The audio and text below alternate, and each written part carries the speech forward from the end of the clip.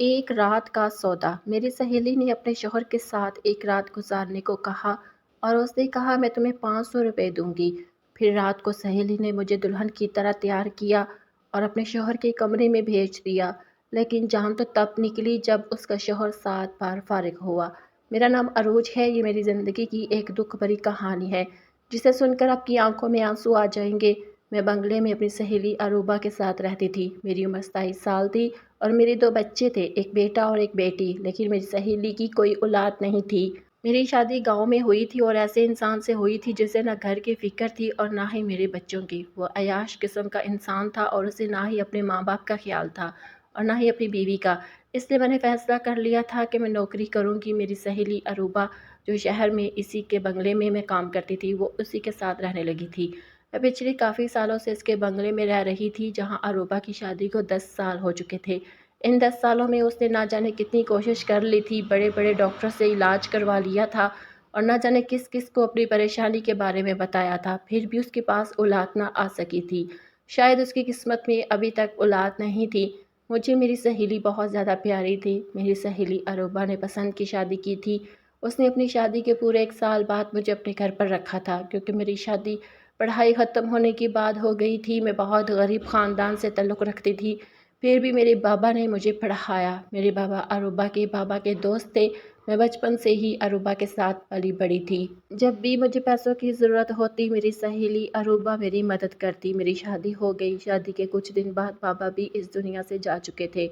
شادی کے بعد بھی اروبا مجھ سے باتیں کرتی، میں اپنی ساری پریشانی بتاتی تھی۔ اروبا کہتی تھی تم فکر مت کرو، میری شادی کے بعد تجھے میں اپنے ساتھ ہی رکھ لوں گی، تم میرے بنگلے میں کام کر سکتی ہو۔ اروبا ہر اچھی بری عادت مجھ سے شیئر کرتی تھی، مجھ سے اس کا دکھ دیکھا نہیں جاتا تھا۔ اروبا اور اس کے شوہر علی کو بھی بچے بہت اچھے لگتے تھے۔ ان کا کہنا تھا کہ کچھ بھی ہو جائے انہیں تو بچے ہی چاہیے۔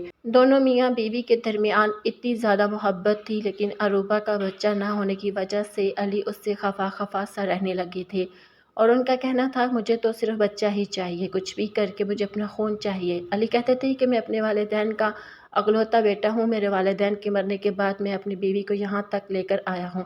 میں چاہتا ہوں کہ میرا بھی اپنا بچہ ہو اور وہ میرے خاندان کو آگے بڑھائے، لیکن اگر میرا کوئی بچہ نہیں ہوا تو میرا تو کوئی خاندان ہی نہیں بن سکے گا۔ علی کو اپنی جائیداد کا وارث چاہیے تھا۔ کافی لوگوں نے انہیں یہ بھی مشورہ دیا کہ وہ بچہ اڈاپٹ کر لے، لیکن اروبا کا کہنا تھا کہ اپنا خون تو اپنا ہی ہوتا ہے اور پرایا پرایا ہی ہوتا ہے۔ علی کی بھی ضد تھی کہ انہیں تو اپنا ہی خون چاہیے تھا۔ اروبا نے ہر طرح سے کوشش کر کے دیکھ لی تھی، لیکن پھر بھی وہ حاملہ نہیں ہو پا رہی تھی۔ وہ اس بات سے بہت زیادہ پریشان رہنے لگی تھی۔ اس نے دم بھی کروا لیا تھا۔ ساری کوششوں سے ناکام ہو کر اروبا خاموش ہو کر بیٹھ گئی تھی اور علی کا کہنا تھا کہ اگر ان کو ان کا وارث نہیں ملا تو وہ دوسری شادی کر لیں گے۔ اروبا تو علی سے بہت پیار کرتی تھی۔ وہ نہیں چاہتی تھی اس کا شوہر اس کی آنکھوں کے سامنے کوئی دوسری عورت لے آئے۔ ایسا تو علی بھی نہیں چاہتا تھا، لیکن وہ بھی مجبور تھے۔ ان سارے معاملے میں اروبا نے بہت مدد کی تھی۔ وہ جہاں بھی علاج کے لیے جاتی تھی مجھے اپنے ساتھ لے کر جاتی تھی۔ اس مدد کا آج تک مجھے بہت فائدہ ملا تھا، لیکن اس بار تو علی نے دوسری شادی کرنے کا پکا ارادہ کر لیا تھا اور انہوں نے کہا تھا کہ وہ کسی بھی حال میں اپنا فیصلہ نہیں بدلیں گے، کیونکہ انہیں اپنے بچے کی خاطر شادی کرنی بھی ہوگی، لیکن پیار وہ ہمیشہ اروبا سے ہی کریں گے۔ اروبا ان کی بات سن کر بہت زیادہ اداس ہو جاتی تھی اور اروبا کی آنکھوں میں علی کبھی آنسو نہیں دیکھ سکتے تھے۔ ہر بار علی اروبا کے آنسو دیکھ کر اپنے آپ کو دوسری شادی کرنے سے روک لیا کرتے تھے، جبکہ وہ اروبا کو پورا بھروسہ دلاتے تھے کہ جو قدر ان کے دل میں اروبا کی ہے اس کی جگہ کوئی نہیں لے سکتا۔ اروبا اور علی کی محبت کی شادی تھی اور ان کا کہنا تھا کہ میری محبت ہمیشہ ہی میرے لیے میری بیوی رہے گی۔ اب تو اروبا کی جان پر بن آئی تھی، اب تو کوئی جادو ٹونا بھی کام نہیں کرنے والا تھا۔ علی نے فیصلہ کر لیا تھا۔ اروبا بہت زیادہ پریشان تھی، ان کے حالات بہت زیادہ خراب تھے۔ وہ اپنے کمرے میں آنکھوں میں آنسو لیے ادھر ادھر چکر کاٹ رہی تھی۔ میں نے اسے کہا کہ اروبا تم پریشان مت ہو، سب ٹھیک ہو جائے گا، کچھ بھی غلط نہیں ہوگا۔ تو اس نے کہا کہ تمہیں نہیں پتہ ہے عروج، میں اپنے شوہر کی دوسری بیوی کو برداشت نہیں کر سکتی۔ میں نہیں چاہتی کہ ایک ہی گھر میں رہتے ہوئے میرے اوپر سوتن آ جائے۔ میں اپنے شوہر سے بہت پیار کرتی ہوں۔ مجھے نہیں پتہ تھا کہ شادی کے بعد اللہ مجھے اولاد نہیں دے گا اور اسی وجہ سے میرے شوہر کے دل میں میرے لیے محبت کم ہو جائے گی۔ بلکہ ختم ہی ہو جائے گی۔ میں نے عروبہ کو کہا کہ ایسا نہیں ہے عروبہ، علی تم سے بہت پیار کرتے ہیں اور وہ مجبوری میں ہی دوسری شادی کرنا چاہتے ہیں۔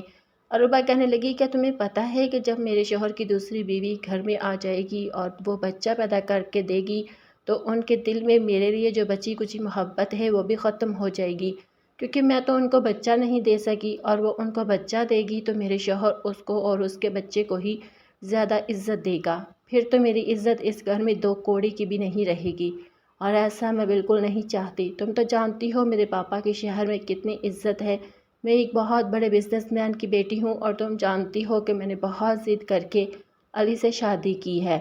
میرے والدین تو شادی کے لیے تیار ہی نہیں تھے۔ اگر ان لوگوں کو یہ بات پتہ چل گئی تو وہ بھی مجھ سے کہیں گے کہ تمہاری ہی غلطی کا نتیجہ ہے۔ میں ان لوگوں سے بھی کچھ نہیں کہہ سکتی۔ شوہر کے دوست بھی ان کو یہی مشورہ دیتے ہیں کہ وہ دوسری شادی کر لے، ایسا کرنے سے اس گھر میں جو میری عزت ہے وہ بالکل ختم ہو جائے گی، لیکن میں ایسا بالکل نہیں ہونے دوں گی، میں کوئی نہ کوئی راستہ نکال کر ہی رہوں گی۔ عروبہ حد سے زیادہ پریشان تھی، پھر اچانک سوچتے سوچتے ایک طرف کو رک گئی اور میرے چہرے کی طرف عجیب نظروں سے دیکھنے لگی۔ میں بھی عروبہ کو ہی دیکھ رہی تھی کہ اچانک اس کو مجھ سے کیا کام پڑ گیا اور وہ مجھے اس طرح سے کیوں دیکھ رہی ہے۔ تبھی عروبہ نے اچانک مجھ سے کہا کہ عروج کیا تم میرا یہ کام کر سکتی ہو؟ اس نے اچانک میری آنکھوں میں دیکھ کر میرے ہاتھوں کو تھام کر مجھ سے سوال کیا تو میں حیران رہ گئی تھی۔ میں نے اسے کہا ہاں میں تو ہمیشہ تمہارا کام کرنے کے لیے تیار رہتی ہوں کیونکہ یہ میرا فرض ہے۔ میں نے کہا کہ تمہیں پوچھنے کی ضرورت نہیں ہے، تم تو بس اپنا کام بتاؤ کہ مجھے تمہارا کیا کام کرنا ہے، میں کس طرح سے تمہاری مدد کر سکتی ہوں۔ تو اس نے کہا کہ میں آج تم سے ایسے مدد مانگنے جا رہی ہوں، شاید اس مدد کے لیے تم کبھی تیار نہ ہو۔ اس کی بات سن کر میں حیران ہو گئی تھی، ایسا آخر کون سا کام تھا اور ایسی کون سی مدد تھی جو میں اس کے لیے نہیں کر سکتی تھی۔ میں نے کہا کہ عروبہ میں تمہاری مدد کرنے کی پوری کوشش کروں گی، کبھی ایسا نہیں ہو سکتا کہ میں تمہاری مدد کرنے سے انکار کر دوں۔ تم نے سوچ بھی کیسے لیا کہ میں تمہیں انکار کر دوں گی؟ اس نے کہا جو بات اب میں تم سے کہنے جا رہی ہوں شاید تمہارے لیے سننا بہت مشکل اور کرنا اس سے بھی زیادہ مشکل ہوگا اور تم انکار بھی کر دو گی۔ اس کی بات سن کر سچ مچ میں مجھے بڑی حیرانی ہوئی تھی کہ آخر ایسی کون سی مدد تھی جو مجھ سے چاہتی تھی، لیکن اگلے ہی پل اس نے میری آنکھوں میں دیکھ کر مجھ سے ایسی مدد کہی تھی جسے سن کر میرے پیروں تلے سے زمین نکل گئی تھی۔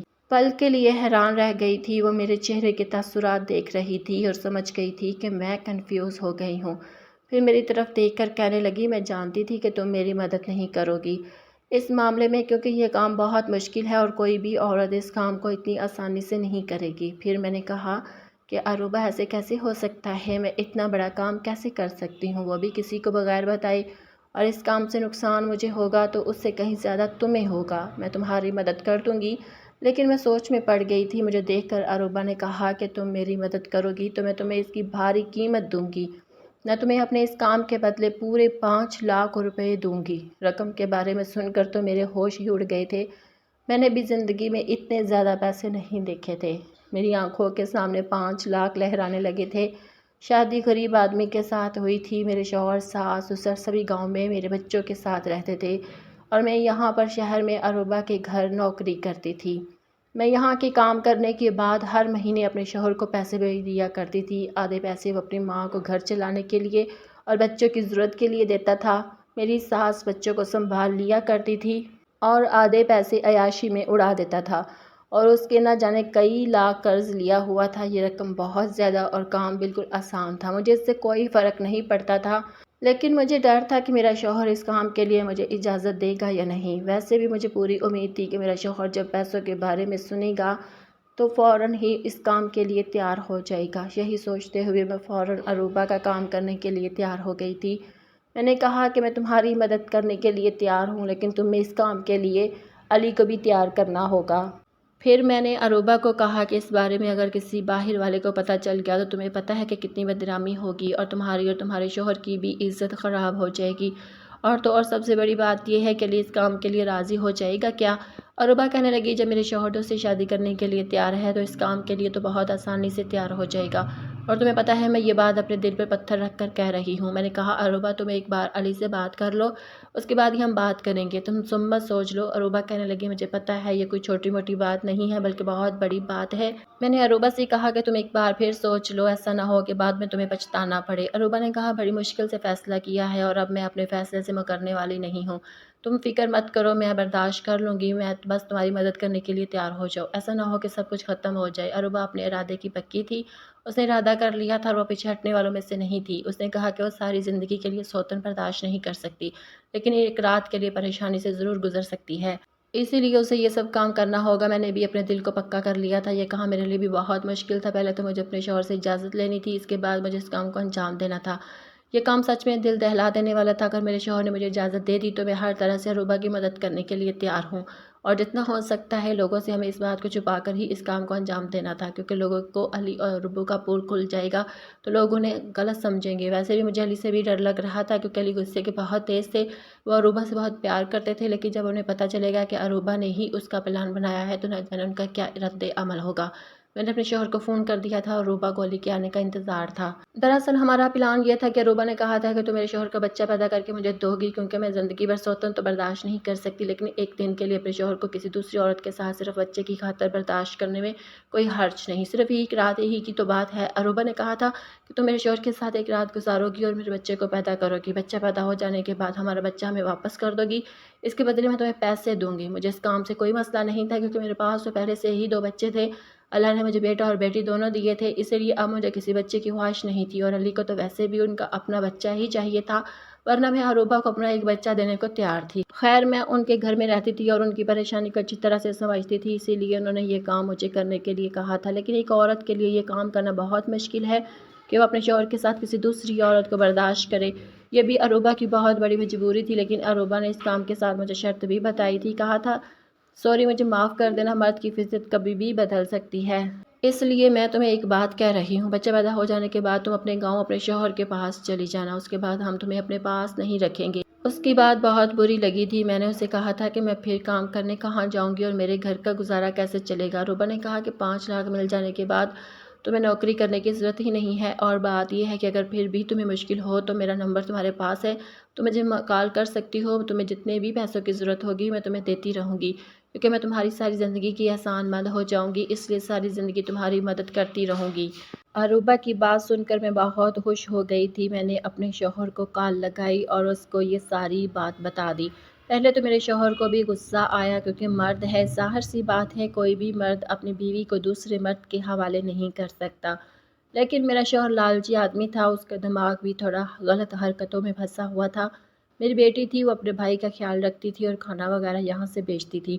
میرا شوہر انہیں دونوں ہاتھوں سے لٹاتا تھا اور اس نے کام کرنا تو بالکل ہی چھوڑ دیا تھا، صرف میرے پیسوں سے عیاشی کرتا تھا۔ پہلے وہ کسان اور محنت مزدوری سے پیسے کماتا تھا، پھر میں نے بہت بڑی غلطی کر دی تھی کہ میں نے نوکری کرنا شروع کر دی تھی۔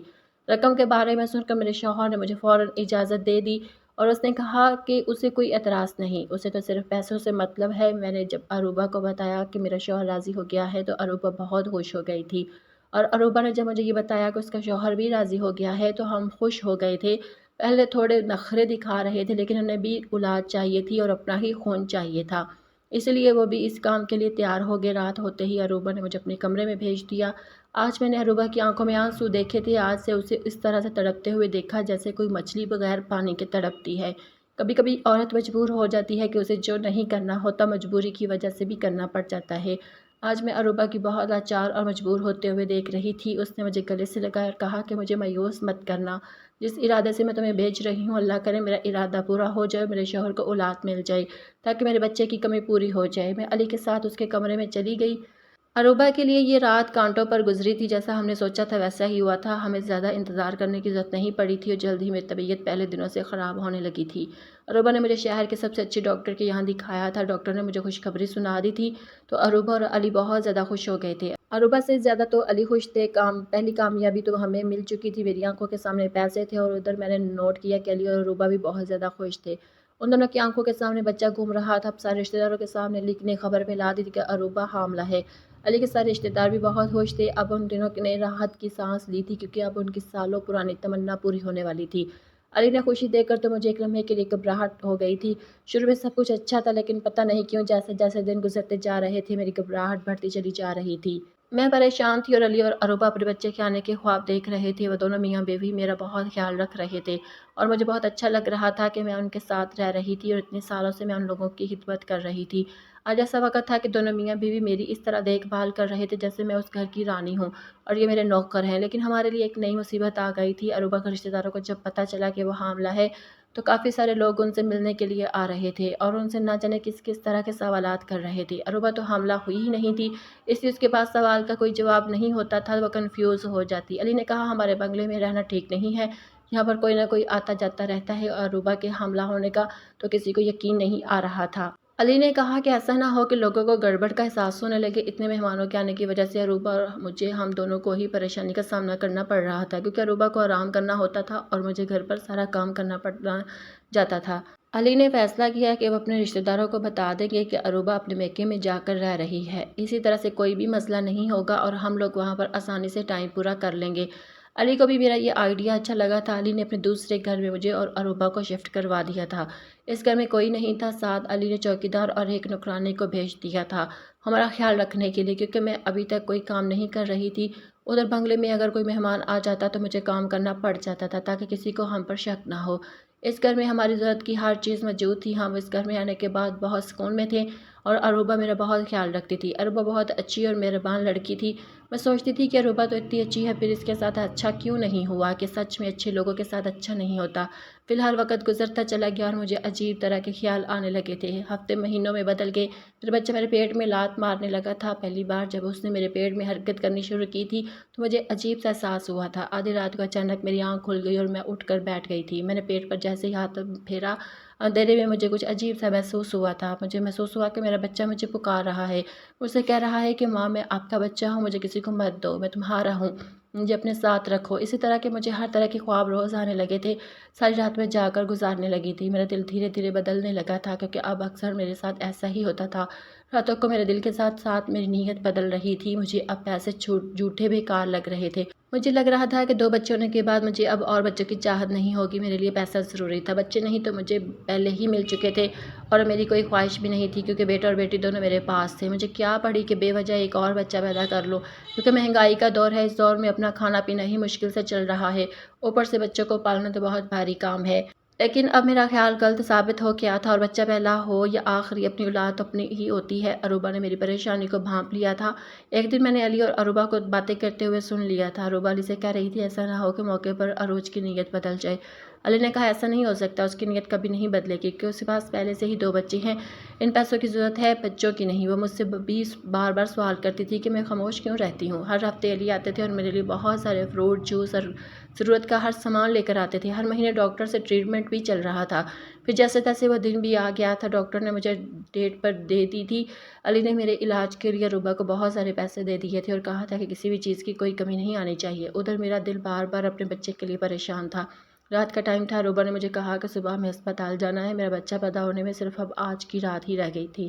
اگلے دن تقریباً 9 بجے کے ٹائم پر مجھے ہسپتال ایڈمٹ ہونا تھا۔ یہ بات سن کر تو مجھے ڈر لگنے لگا تھا، اور پھر میرا آپریشن ہوگا۔ میں نے دل میں سوچا کہ اپنا بچہ کسی کو نہیں دے سکتی، یہ میرا بچہ ہے، میں اسے کسی دوسرے کے حوالے نہیں کروں گی۔ بھلے ہی اس کے بچے کا باپ علی تھا، لیکن میں تو ماں تھی جو اس کو پیدا کرنے والی تھی۔ باپ سے زیادہ ممتا کے دل میں ہوتی ہے، جو پورے 9 مہینے تکلیف میں چل کر اسے اپنی کوکھ میں رکھتی ہے اور کسی دوسری ماں کی گود میں کیسے ڈال سکتی تھی۔ میں نے سوچ لیا تھا کہ یہ بچہ میرا ہے۔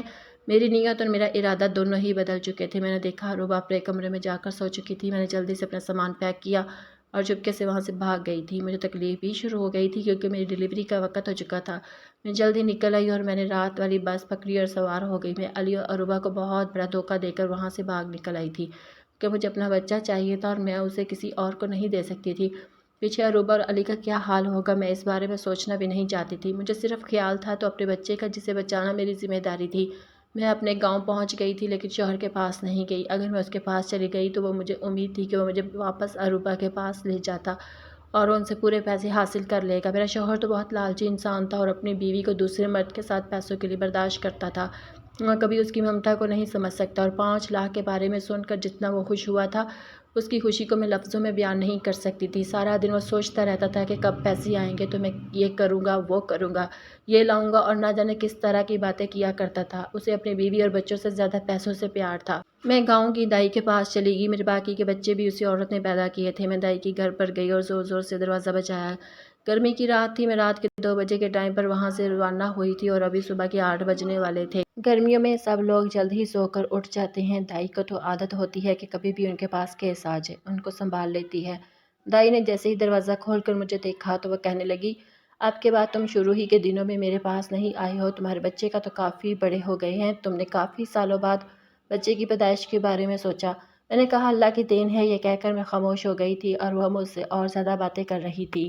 میں نے ان سے کہا کہ ان زیادہ باتوں کا ٹائم نہیں ہے، مجھے درد ہو رہا ہے، میری ڈیلیوری کا ٹائم آ گیا، اس لیے میں آپ کے پاس آئی ہوں۔ مجھے میرا بچہ صحیح سلامت چاہیے، جلدی میرا بچہ ڈیلیوری کر کے دے دو۔ بس مجھے یہی پریشانی ہو رہی تھی کہ علی کے آدمی یہاں پر نہ آ جائے اور مجھ سے میرا بچہ چھین لے۔ مجھے جلد سے جلد اپنا بچہ یہاں سے لے کر کہیں دور جانا ہوگا۔